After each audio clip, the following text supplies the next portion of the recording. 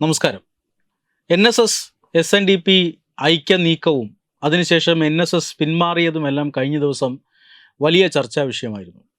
സനോജി, നമ്മളിപ്പോൾ അറിയുന്നത്, അതായത് ഈ കഴിഞ്ഞ ദിവസം NSSൻ്റെ ബോർഡ് യോഗം നടന്നിരുന്നു.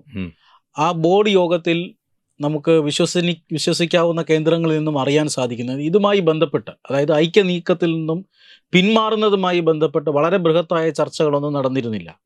എന്ന് പറഞ്ഞാൽ ഈ ഐക്യം പ്രഖ്യാപിച്ചതിന് ശേഷം നടന്ന എന്തോ കാര്യങ്ങൾ കൊണ്ടാണ് NSS ഇതിൽ നിന്ന് പിന്മാറുന്നത് എന്ന് വ്യക്തമാണ്. NSS ജനറൽ സെക്രട്ടറി എടുത്ത തീരുമാനം അത് ബോർഡ് അംഗീകരിക്കുകയായിരുന്നു എന്നാണ് അറിയാൻ സാധിക്കുന്നത്. അങ്ങനെയാണ് എങ്കിൽ പത്മ പുരസ്കാരങ്ങൾ, അതോടൊപ്പം തന്നെ BJPയുടെ ഇതിന് പിന്നിലെ ചരടുവലികൾ, ഇതൊക്കെയാകുമോ ഈ തീരുമാനത്തിന് പിന്നിൽ? തീർച്ചയായും കുമാർ, ഇതിനകത്ത് ഈ പറയുന്ന അരിയാഹാരം കഴിക്കുന്ന ആർക്കും തോന്നാവുന്ന ചില സംശയങ്ങളുണ്ട്. കാര്യം NSS പോലുള്ള ഒരു സംഘടനയിൽ ഒരു ബോർഡ് മീറ്റിങ്ങിൽ എതിർപ്പ് പ്രകടിപ്പിക്കുക, അല്ലെങ്കിൽ അവിടുത്തെ അതിൻ്റെ അധ്യക്ഷൻ ഒരു പത്രസമ്മേളനം നടത്തി പറഞ്ഞ കാര്യം, പരസ്യമായി പറഞ്ഞ കാര്യമാണല്ലേ, അത് ബോർഡംഗങ്ങൾ എതിർക്കുക എന്ന് പറയുമ്പോൾ അതിൻ്റെ ആദ്യത്തെ അർത്ഥം അധ്യക്ഷ സ്ഥാനത്ത് തുടരാൻ അദ്ദേഹം ഒട്ടും അർഹനല്ല എന്നുള്ളതാണ് അല്ലേ. അദ്ദേഹം രാജിവെച്ച് ആ സ്ഥാനം രാജിവെച്ച് പോകേണ്ടതാണ്. പക്ഷേ അങ്ങനെ ഒരു നീക്കം നടന്നതുമില്ല. ഇപ്പോൾ നമുക്കറിയാൻ കഴിയുന്നത്, ഇതിൽ പ്രമേയം കൊണ്ടുവന്നത് ആരാണോ അദ്ദേഹം തന്നെയാണ് ഇത് പാസ്സാക്കിയതും. അദ്ദേഹത്തിൻ്റെ തീരുമാനമായിട്ട് തന്നെയാണ് പിന്നീട് ഇത് പത്രമാധ്യമങ്ങളെ വിളിച്ചറിയിക്കുന്നത്. കാര്യം അപ്പോൾ ഇതിനകത്തെ ഒരു ഒറ്റയാൻ തീരുമാനങ്ങളാണ്. NSSൻ്റെ പൊതുവെയുള്ള കാര്യങ്ങളെല്ലാം അങ്ങനെയാണ്, നമുക്കറിയാമല്ലോ. അവിടുത്തെ തീരുമാനങ്ങളുടെ അന്തിമ വാക്ക് എന്ന് പറയുന്നത് ജനറൽ സെക്രട്ടറിയുടെ തന്നെയാണ്. അപ്പോൾ അതുകൊണ്ട് ആ രീതിയിൽ തന്നെയാണ് കാര്യങ്ങൾ മുന്നോട്ട് പോയിട്ടുള്ളത്. എന്തായാലും ഇതിന് വലിയ രാഷ്ട്രീയ മാനങ്ങളാണ് ഇപ്പോൾ കൈവന്നിരിക്കുന്നത്. ഇപ്പോൾ ഒരു സംഘടന എടുക്കുന്ന തീരുമാനം എന്നതിനപ്പുറം ഇതിൻ്റെ രാഷ്ട്രീയ വശങ്ങൾ കൂടി കഴിഞ്ഞ 2 ദിവസങ്ങളായി ഇപ്പോൾ കേരളം ചർച്ച ചെയ്യുന്നുണ്ട്. നമുക്കും ആ ചർച്ചകളിൽ നിന്ന് ഒഴിഞ്ഞു മാറാൻ കഴിയില്ല. കാര്യം ഇതിൻ്റെ ആദ്യഘട്ടം മുതൽ പല രീതിയിലുള്ള വാർത്തകൾ നമ്മളും കാണുകയും കേൾക്കുകയും നമ്മളും പല രീതിയിലുള്ള വാർത്തകൾ കൊടുക്കുകയും ചെയ്തിട്ടുണ്ട്. അതുകൊണ്ട് തന്നെ ഇതിൻ്റെ രാഷ്ട്രീയ മാനം കൂടി ഈ ഒരു അവസരത്തിൽ കാണേണ്ടതായിട്ടുണ്ട്. ഇപ്പോൾ കുമാർ ചോദിച്ചു, BJPയുടെ ചരടുവലികൾ ഇതിന് പിന്നിലുണ്ടോ എന്ന്. അത് നമുക്ക് തള്ളിക്കളയാൻ പറ്റുന്ന ഒരു കാര്യമല്ല BJPയുടെ ചരടുവലി എന്ന് പറയുന്നത്, അല്ലേ. കാര്യം നരേന്ദ്രമോദി തിരുവനന്തപുരത്ത് വന്നത് വിജയാഹ്ലാദത്തിൽ ആളുകളെ കാണാനും അവർക്ക് ടാറ്റ പറയാനും അല്ലെങ്കിൽ മേയർ VV രാജേഷിനെ കെട്ടിപ്പിടിക്കാനും വേണ്ടി മാത്രമായിരുന്നില്ല. അതിനും അപ്പുറം ബാക്ക് സ്റ്റേജിൽ നടന്ന ചില ചർച്ചകൾ, അല്ലേ, ഒരുപാട് ചർച്ചകൾ നടന്നിട്ടുണ്ട്. ഈ 2020യുടെ അധ്യക്ഷനുമായിട്ടുള്ള ചർച്ച നടന്നിട്ടുണ്ട്. അതോടൊപ്പം തന്നെ തുഷാർ വെള്ളാപ്പള്ളിയുമായിട്ടുള്ള ചർച്ചയും നടന്നിട്ടുണ്ട്. നമ്മൾ ആ സ്വീകരണ ചടങ്ങ് കാണുമ്പോൾ തന്നെ ഇതിൻ്റെ ആദ്യം അദ്ദേഹത്തെ വേദിയിലേക്ക് സ്വീകരിക്കുന്നത് തുഷാർ വെള്ളാപ്പള്ളിയും രാജീവ് ചന്ദ്രശേഖറും ചേർന്നാണ്. രണ്ടുപേരും അയ്യപ്പൻ്റെ 2 ചിത്രങ്ങൾ സമ്മാനിച്ചുകൊണ്ടാണ്. ഇതിൽ തുഷാർ വെള്ളാപ്പള്ളി കൊടുത്തതാണെങ്കിൽ ഒന്നുകൂടി നമ്മളതിനെ വ്യാഖ്യാനിക്കുകയാണെങ്കിൽ ഒന്നുകൂടി ആക്റ്റീവായിട്ടുള്ളൊരു ചിത്രമാണ് മഹിഷി മർദ്ദകനായ അയ്യപ്പൻ. അപ്പോൾ അയ്യപ്പൻ വളരെ ആക്റ്റീവായിട്ട് നിൽക്കുന്ന ഒരു ചിത്രമാണ്. അതായത് വിശ്വാസ സംരക്ഷണത്തിൻ്റെ കാര്യത്തിൽ വളരെ ആക്റ്റീവാണെന്ന് ധ്വനിപ്പിക്കുന്ന രീതിയിലുള്ള ഒരു BDJSൻ്റെ നിലപാട് വ്യക്തമാക്കുന്ന ഒരു രീതിയിലുള്ള ഒരു ചിത്രം തന്നെയാണ് സമ്മാനിച്ചത്. അപ്പോൾ അങ്ങനെ ഇതിനെ പല രീതിയിൽ ഈ ചർച്ചകൾ മുന്നോട്ട് പോകുന്നുണ്ട്. അപ്പോൾ എന്തായാലും തിരുവനന്തപുരത്തേക്കുള്ള നരേന്ദ്രമോദിയുടെ വരവ്, അതിന് തൊട്ട് മുമ്പ് BJP BDJSൽ നടന്ന ചില ചർച്ചകൾ, ഇതൊന്നും അങ്ങനെ പാടെ തള്ളിക്കളയാൻ പറ്റുന്ന കാര്യങ്ങളല്ല. ഇപ്പോൾ കുമാറിനും ചില കാര്യങ്ങൾ അറിവുള്ളതാണല്ലോ. BDJS BJP വിട്ടു പോയേക്കും എന്നൊക്കെയുള്ള ചില സൂചനകൾ ഇതിന് 2 ദിവസം മുമ്പ് കുമാറിന് ലഭിച്ചതാണ്. കുമാർ ഈ വിഷയം ഞാനുമായിട്ട് ചർച്ച ചെയ്തതാണ്, ഇല്ലേ. അതെ. അപ്പോൾ അതിനൊക്കെ പിന്നീട് സംഭവിച്ച രാഷ്ട്രീയ മാനം എന്താണ്, പിന്നീട് വന്നിട്ടുള്ള ഡൈവേർഷൻസ് എന്താണെന്നുള്ളത് നമ്മൾ കണ്ടതാണ്. ഒരു ഞൊടികിടയ്ക്കുള്ളിലാണ് ഇതെല്ലാം മറിയുന്നത്. ഇപ്പോൾ പത്മ പുരസ്കാരം ഒരു പരിധിവരെ ഇതിനെ സ്വാധീനിച്ചിട്ടുണ്ടെന്നുള്ളത് സത്യം തന്നെയാണ്. പക്ഷേ അതിനും അപ്പുറം ചില ഈ പറഞ്ഞ രാഷ്ട്രീയമായ ചില ചാണക്യ ബുദ്ധികൾ ഇതിനകത്ത് പ്രവർത്തിച്ചിട്ടുണ്ട് എന്ന് തന്നെയാണ് നമുക്ക് കരുതേണ്ടത് കുമാർ. ഈ കഴിഞ്ഞ കൊല്ലം ഇതേ സമയത്ത് ബീഹാറിലെ അടിസ്ഥാന വർഗത്തിൻ്റെ നേതാവായിരുന്ന കർപ്പൂരി ഠാക്കൂറിന് പുരസ്കാരം നൽകിയിരുന്നു. ആ സമയത്ത് ബീഹാർ ഇലക്ഷനുമായി ബന്ധപ്പെട്ട കാര്യങ്ങൾ നടക്കുകയായിരുന്നു. അന്ന് അവിടെ കൊടുത്ത ആ പുരസ്കാരം അത് BJPയെ സംബന്ധിച്ചിടത്തോളം, അല്ലെങ്കിൽ അവിടുത്തെ ജനവിഭാഗങ്ങളിൽ ഉണ്ടാക്കിയ സ്വാധീനം അത് വളരെ വലുതാണ്. പിന്നീട് നടന്ന ബീഹാർ തെരഞ്ഞെടുപ്പിൽ എങ്ങനെയാണ് NDA അവിടെ ജയിച്ചു വന്നതെന്ന് നമ്മൾ കണ്ടു. അത്രമാത്രം ജനസ്വാധീനം അവിടെ ആ ഒരു തീരുമാനത്തിന് പിന്നിൽ, അതായത് അവരുടെ പ്രിയപ്പെട്ട ജനനേതാവിന് പത്മ പുരസ്കാരം ലഭിക്കുക വഴി ആ ഒരു ജനക്കൂട്ടത്തിൻ്റെ, അല്ലെങ്കിൽ ആ ജനസഞ്ചയത്തിൻ്റെ പിന്തുണ എങ്ങനെയാണ് BJPയിലേക്കും NDAയിലേക്കും ഒഴുകിയതെന്ന് നമ്മൾ കണ്ടു. പക്ഷേ കേരളത്തെ സംബന്ധിച്ചിടത്തോളം തീർച്ചയായും ഒരു ജനനായകൻ തന്നെയാണല്ലോ VS അച്യുതാനന്ദൻ. അദ്ദേഹം ഒരു കമ്മ്യൂണിസ്റ്റ് ആണെങ്കിലും വിവിധ രാഷ്ട്രീയ പാർട്ടികളിലുള്ള ആളുകൾക്ക് അദ്ദേഹത്തോട് ആരാധനയുണ്ട്. അദ്ദേഹത്തിന് വലിയൊരു വോട്ടർ ബേസ് ഉണ്ട്. കാരണം സ്വന്തം പാർട്ടി പോലും സീറ്റ് നിരസിച്ചപ്പോൾ ജനങ്ങൾ സീറ്റ് കൊടുക്കണമെന്ന് പറഞ്ഞ് നിരത്തിലിറങ്ങിയിട്ടുണ്ടെങ്കിൽ അത് ഒരേ ഒരു നേതാവിന് മാത്രമേ ഇറങ്ങിയിട്ടുള്ളൂ. അത് വി എസ് അച്യുതാനന്ദന് വേണ്ടിയിട്ടാണ്. മാത്രമല്ല വെള്ളാപ്പള്ളി നടേശൻ കേരളത്തിലെ ഒരു ജാതി വിഭാഗം എന്ന് പറഞ്ഞാൽ കേരളത്തിലെ ഏറ്റവും വലിയ ജാതി വിഭാഗമാണ് ശ്രീനാരായണീയർ എന്ന് പറയുന്നത്. അവരുടെ അനിഷേധ്യനായ നേതാവ് എത്രയോ കാലം ആ ഒരു പദവിയിൽ ഇരിക്കുന്നയാൾ. ഇവർ രണ്ടുപേർക്കും പത്മ പുരസ്കാരങ്ങൾ നൽകുന്നതിലൂടെ കേരളത്തിലെ വലിയൊരു വിഭാഗം ജനത്തെ BJP അഡ്രസ്സ് ചെയ്ത് കഴിഞ്ഞിരിക്കുന്നു. അപ്പോൾ ഈ ഒരു പുരസ്കാരങ്ങളൊക്കെ ഒരുപക്ഷെ VS-ൻ്റെ ഒക്കെ ചിലപ്പോൾ ഒരുപക്ഷെ അല്പസമയം മുമ്പ് ഈ ഐക്യപ്രഖ്യാപനമൊക്കെ ഉണ്ടാകുന്നതിന് മുമ്പ് പ്രഖ്യാപിക്കപ്പെട്ട അല്ലെങ്കിൽ തീരുമാനിച്ചുറപ്പിച്ചതായിരിക്കാം. പക്ഷേ എങ്കിൽ കൂടി വെള്ളാപ്പള്ളി നടേശനിലേക്ക് അവാർഡ് വരുന്നത് ഈ NSS-ൻ്റെ എതിർപ്പ്, ഇങ്ങനെ ഒരു ഭാഗത്തേക്ക് മാത്രം അവാർഡ് കൊടുക്കുമ്പോൾ NSS-ൻ്റെ എതിർപ്പ് ഉണ്ടാകും എന്ന് സ്വാഭാവികമായും ഊഹിക്കാമല്ലോ. അപ്പോൾ NSS-ൻ്റെ എതിർപ്പ് ഉണ്ടായാലും കുഴപ്പമില്ല, ഈ പറയുന്ന ജനവിഭാഗങ്ങൾക്ക് അവർക്ക് അർഹമായ ആദരവ് കൊടുക്കണം എന്ന് ആലോചിച്ചുറപ്പിച്ചുകൊണ്ടാണോ ഈ പത്മ അവാർഡുകൾ, ഈ 2 അവാർഡുകൾ നീങ്ങിയിട്ടുള്ളത്? അല്ല, NSS-ന്റെ എതിർപ്പിനെ ഒരു കാലത്തും BJP മുഖവിലയ്ക്ക് എടുത്തിട്ടില്ല എന്നുള്ളതാണ്. ഏത് കാലത്താണ് BJPക്ക് വേണ്ടി NSS സംസാരിച്ചിട്ടുള്ളത്? ഇപ്പോഴും ഈ പറഞ്ഞ ലയനവും ഐക്യവും എല്ലാം പടിവാതിൽക്കൽ വന്ന് നിൽക്കുമ്പോഴും NSS ആസ്ഥാനത്ത് നിന്ന്, അതായത് പെരുന്നയിൽ നിന്ന് ഉയർന്ന സ്വരം എന്ന് പറയുന്നത് BJPയെ തള്ളിപ്പറഞ്ഞുകൊണ്ടാണ് അല്ലേ? ഇപ്പോൾ ഏറ്റവും ഒടുവിലായി ഇതിന്റെ കാരണം പറയുന്നത് പോലും ശ്രീധരൻപിള്ള ഇദ്ദേഹത്തെ കാണാൻ വരുമ്പോഴാണ് ഇതിന്റെ രാഷ്ട്രീയ മാനം മനസ്സിലാക്കുന്നത്. പിന്നിൽ BDJS-നെ വെച്ച് കളിക്കുകയായിരുന്നു തുടങ്ങിയ ചില മുടന്തൻ ന്യായങ്ങളാണ് പറയുന്നത്. പക്ഷെ ഈ ന്യായങ്ങളൊന്നും വിലപ്പോകില്ല എന്നിരിക്കെ തന്നെ മറുവശത്ത് BJPയുടേതായ ചില തന്ത്രങ്ങൾ. അപ്പോൾ അത് ഒരിക്കലും BJPക്ക് NSS എന്ന് പറയുന്നത് രാഷ്ട്രീയപരമായ ഒരു എതിരാളിയല്ല. NSS-നെ കണ്ടിട്ടല്ല BJP കേരളത്തിൽ ഇപ്പോൾ ഉണ്ടാക്കിയ ഒരു വോട്ടർ ബാങ്ക് ഉണ്ടാക്കിയിട്ടുള്ളത്. ഒരു കാലത്തും അത്തരം ഒരു വോട്ടർ ബാങ്ക് ഉണ്ടാക്കാൻ NSS BJPയെ സഹായിച്ചിട്ടുമില്ല, ഇനി സഹായിക്കുകയുമില്ല. ഈ വിദൂരഭാവിയിലെങ്കിലും അതിനുള്ള സാധ്യതയും കാണുന്നില്ല. അപ്പോൾ അതിലൊരു അടിസ്ഥാനമുണ്ടെന്ന് എനിക്ക് തോന്നുന്നില്ല. പക്ഷേ ഈ കുമാർ പറഞ്ഞതുപോലെ ഇപ്പോൾ കുറേ കാലം ഇപ്പോൾ ഏത് തരത്തിലുള്ള അവാർഡുകൾ ഇവിടെ പ്രഖ്യാപിക്കപ്പെട്ടാലും, ഇപ്പോൾ ദേശീയ അവാർഡ് വന്നാലും സംസ്ഥാന അവാർഡ് വന്നാലും മറ്റ് ലിറ്ററേച്ചറുമായി ബന്ധപ്പെട്ട അവാർഡുകൾ വന്നാലും ഈ അവാർഡിൻ്റെ ഡിക്ലറേഷൻ വന്നു കഴിയുമ്പോൾ വ്യാപകമായൊരു പരാതി അലയടിക്കും ഇല്ലേ? അതെ. എങ്ങനെയെങ്കിലും ആ കാര്യം ഇന്ന ആളിനെ തഴഞ്ഞു അല്ലെങ്കിൽ അർഹതപ്പെട്ട ആളുടെ കയ്യിലേക്ക് എത്തിയില്ല. പക്ഷേ ഈ ഒരു പത്മ പുരസ്കാരം ഇപ്രാവശ്യം വന്നതിന് ശേഷം അങ്ങനെ ഈ വിഭിന്ന സ്വരം അല്ലെങ്കിൽ എതിർ സ്വരം ഉണ്ടാകേണ്ട കോണുകളിൽ നിന്നൊന്നും അത്തരം സ്വരങ്ങൾ ഉയർന്നില്ല എന്നുള്ളതാണ് ഇതിൽ ഏറ്റവും ശ്രദ്ധേയമായ കാര്യം. എതിർപ്പുകൾ പരസ്യമായി പറയാൻ കഴിയാത്ത സ്ഥിതിയാണ്. പറയാൻ പറ്റില്ല, പറയാൻ പറ്റാത്ത രീതിയിൽ വായടപ്പിച്ചു കളഞ്ഞല്ലോ.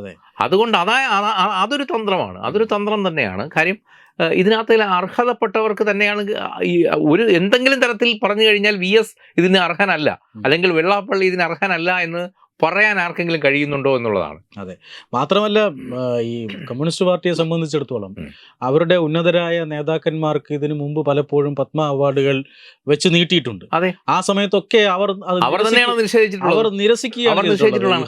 മാത്രമല്ല കുമാറേ, ഇതൊരു ഇപ്പോഴത്തെ ഒരു മൗനം എന്ന് പറയുന്നത് ഒരു കീഴ്വഴക്കം മാറ്റിമറിക്കൽ കൂടിയാണ്. ഈ ഒരു കീഴ്വഴക്കം മാറ്റിമറിച്ചു കഴിഞ്ഞാൽ പലർക്കും നാളെ അവസരം തുറന്നു കെട്ടുകയാണ്. അവരവരുടെ മനസ്സുകളിൽ തന്നെ അവർ അവസരം തുറന്നു വച്ചിരിക്കുകയാണ്. ഈ ഒരു സമയം നമ്മൾ മിണ്ടാതിരുന്നാൽ നാളെ ഈ പത്മ അവാർഡ് നമുക്കും കൂടെ ഉള്ളതാണ് എന്നുള്ള ഒരു ധാരണയിലേക്ക് എത്തി. കാര്യം ഈ പത്മ അവാർഡ് VS-ന് മുമ്പും VS-ന് ശേഷവും എന്നുള്ള രീതിയിൽ ഇപ്പോൾ അത് നിർവചിക്കപ്പെട്ടിരിക്കുന്നു. അപ്പോൾ ഈ VS-ന് മുമ്പ് കിട്ടാതെ പോയ എത്രയോ പേർ, VS-ന് ശേഷം കിട്ടേണ്ടുന്ന അല്ലെങ്കിൽ ഇനി കിട്ടാനിരിക്കുന്ന എത്രയോ പേർ എന്നുള്ള രീതിയിൽ ഇതിൻ്റെ രണ്ടായി നമുക്ക് മാറ്റി നിർത്താൻ പറ്റും. അപ്പോൾ ആ ഒരു സമയത്ത് ഇപ്പോൾ എല്ലാ കാലത്തും എവിടെയെങ്കിലും ഒരു ചെറിയ രീതിയിലുള്ള ഒരു മാറ്റത്തിന് വേണ്ടി ഒരു വിപ്ലവം ഉണ്ടായിട്ടുണ്ടില്ലേ? അപ്പോൾ അത്തരത്തിലൊരു നിശബ്ദ വിപ്ലവമാണ് ഈ പത്മയുടെ കാര്യത്തിൽ ഇപ്പോൾ ഉണ്ടായിരിക്കുന്നത് നമുക്ക് പറയേണ്ടി വരും. അത് പ്രത്യേകിച്ചും കേരളത്തിൽ കമ്മ്യൂണിസ്റ്റ് പാർട്ടിയുടെ രാഷ്ട്രീയ കീഴ്വഴക്കം സാധാരണ രീതിയിൽ ഒരു കീഴ്വഴക്കം മാറുമ്പോൾ അത് പാർട്ടിക്കകത്ത് എത്രമാത്രം ചർച്ചയാണ് നടക്കുക.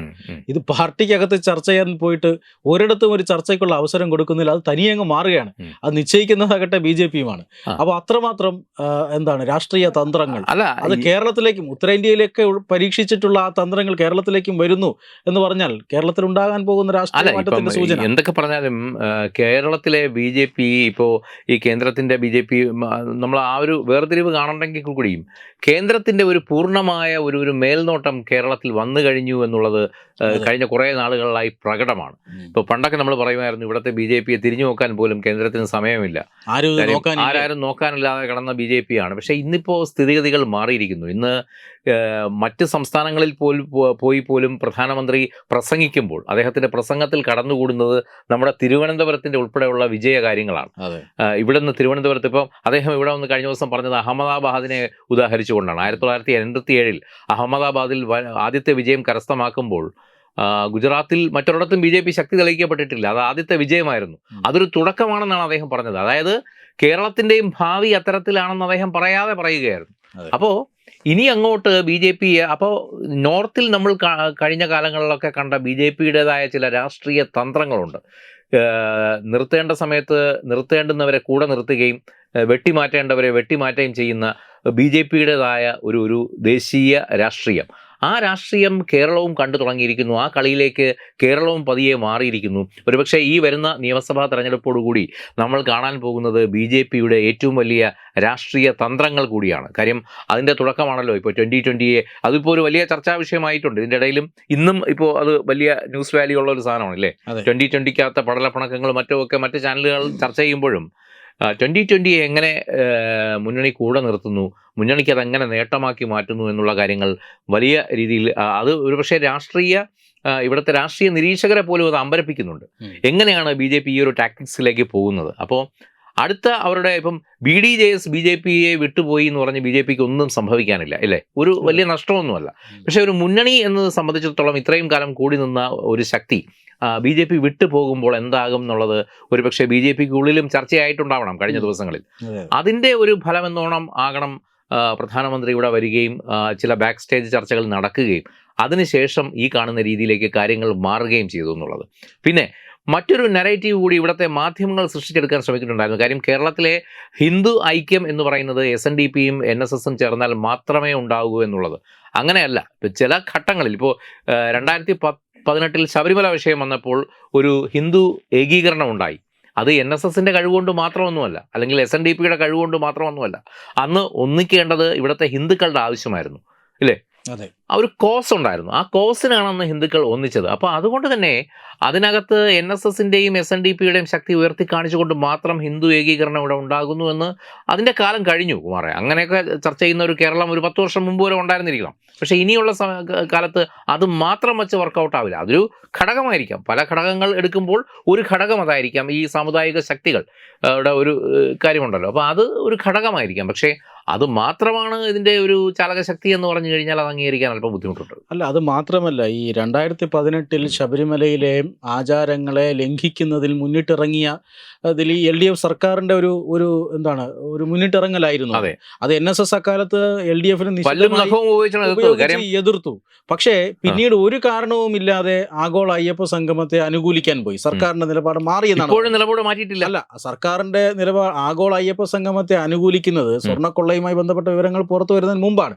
പക്ഷെ സ്വർണ്ണക്കൊള്ളയുമായി ബന്ധപ്പെട്ട പുറത്തു വരുമ്പോഴും 3 മാർക്സിസ്റ്റ് ലീഡർമാർ ജയിലിനകത്ത് പോകുമ്പോഴും NSS നിലപാട് മാറ്റാതെ NSS സർക്കാരിന് പിന്തുണ കൊടുത്തുകൊണ്ടിരിക്കുകയാണ്. അല്ല, ഇന്നലെയും മാധ്യമങ്ങളുടെ ചോദ്യത്തിന് അദ്ദേഹം പറഞ്ഞത് LDFന്റെ കൂടെയുള്ള ഈ ശബരിമലയുടെ കാര്യത്തിലുള്ള നിലപാടിൽ മാറ്റമില്ല എന്നാണ്. കാര്യം അതായത് ഈ ആഗോള സംഗമത്തിന് എന്താണോ പറഞ്ഞത് അതേ നിലപാടിൽ സമദൂരമൊക്കെ കളഞ്ഞിട്ട് അവർ വേറെ ഏതോ ഒരു വഴിക്ക് പോകുന്നു. അല്ല, കാര്യമുണ്ട് കുമാറെ, കാര്യമുണ്ട്. കാര്യം NSSന്റെ ഏറ്റവും പ്രിയങ്കരനായ മാനസപുത്രനായിരുന്നല്ലോ മുരാരി ബാപ്പു കൂടെ ഉൾപ്പെട്ട ഒരു കേസായിരുന്നു ഇത്. ഒരു ഘട്ടത്തിൽ ദേവസ്വം ബോർഡ് പ്രസിഡന്റ്, NSSന്റെ ലേബലിൽ ദേവസ്വം ബോർഡ് പ്രസിഡന്റ് ആകാൻ വരെ കച്ച കെട്ടിയിരുന്ന ആളാണ് മുരാരി ബാബു. കൃത്യമായ തെളിവുകൾ അയ്യപ്പനായിട്ട് പുറത്തുവിട്ടത് കൊണ്ട് മാത്രം ഇതെല്ലാം വഴിമാറിപ്പോയി. ഇപ്പോൾ നമ്മൾ നോക്കുകയാണെങ്കിൽ പോലും ഈ SITയുടെ കൃത്യമായ കുറ്റപത്രം നൽകുന്നതിലുള്ള അലംഭാവം വന്നതുകൊണ്ട് മാത്രം പുറത്തിറങ്ങാൻ വിധിക്കപ്പെട്ട ഒരാൾ കൂടിയാണ് മുരാരി ബാബു. പക്ഷേ മറുവശത്തോടുകൂടി ഈ ED സമൻസ് കൊടുത്തിട്ടുണ്ട്. പക്ഷേ ഒരുപക്ഷെ അടുത്ത ദിവസങ്ങൾ അദ്ദേഹം EDയുടെ ചോദ്യം ചെയ്യലിലൂടെ വീണ്ടും അകത്തായേക്കാം. അതങ്ങനെ ഇരിക്കെ ഈ മുരാരി ബാപ്പു എന്നുള്ളൊരു വ്യക്തിക്ക് വേണ്ടി NSS എത്രത്തോളം സ്ട്രോങ് ആയി നിലകൊണ്ടു എന്നുള്ള കാര്യവും നമുക്കറിയാം. അതും ഇപ്പോൾ പരസ്യമായി തന്നെ ചർച്ച ചെയ്യപ്പെടുന്ന ചില രഹസ്യങ്ങളാണ്. പിന്നെ മറ്റൊരു കാര്യം, ഈ പെരുന്നയിലുള്ള മറ്റ് ബോർഡ് അംഗങ്ങളും അത്ര തൃപ്തരൊന്നുമല്ല ഇപ്പോൾ ഇപ്പോഴത്തെ അവിടുത്തെ പല നിലപാടുകളിലും. ഒരുപക്ഷെ ആദ്യം ഈ ഐക്യമെന്ന് പറഞ്ഞപ്പോഴാണ് ഏറ്റവും കൂടുതൽ പേരുടെ നെറ്റി ചുളിഞ്ഞതെന്നാണ് നമുക്ക് അവിടെ നിന്ന് അറിയാൻ കഴിയുന്നത്. ഇന്നിപ്പോൾ ഈ ഐക്യം ഇല്ല എന്ന് പറഞ്ഞപ്പോൾ അതിൽ ഏറ്റവും കൂടുതൽ സന്തോഷിക്കുന്നവരോട് ഉണ്ട്. അപ്പോൾ അതുകൊണ്ട് NSSനകത്തുള്ള ഒരു ഐക്യം തന്നെ ഈ കാര്യത്തിൽ അത്ര കറക്റ്റ് അല്ല എന്നുള്ളതാണ് നമുക്ക് ലഭിക്കുന്നത്. ഇപ്പോൾ ഇതിൻ്റെയൊക്കെ തെളിവ് ചോദിച്ചു കഴിഞ്ഞാൽ ഹാജരാക്കാൻ നമ്മളെ കൊണ്ട് പറ്റില്ല. പക്ഷേ ഒളിഞ്ഞും തെറിഞ്ഞും മറിഞ്ഞും നമ്മളെ വിളിച്ച് സംസാരിക്കുന്ന പലരും പറയുന്ന പല കാര്യങ്ങളുമുണ്ട്.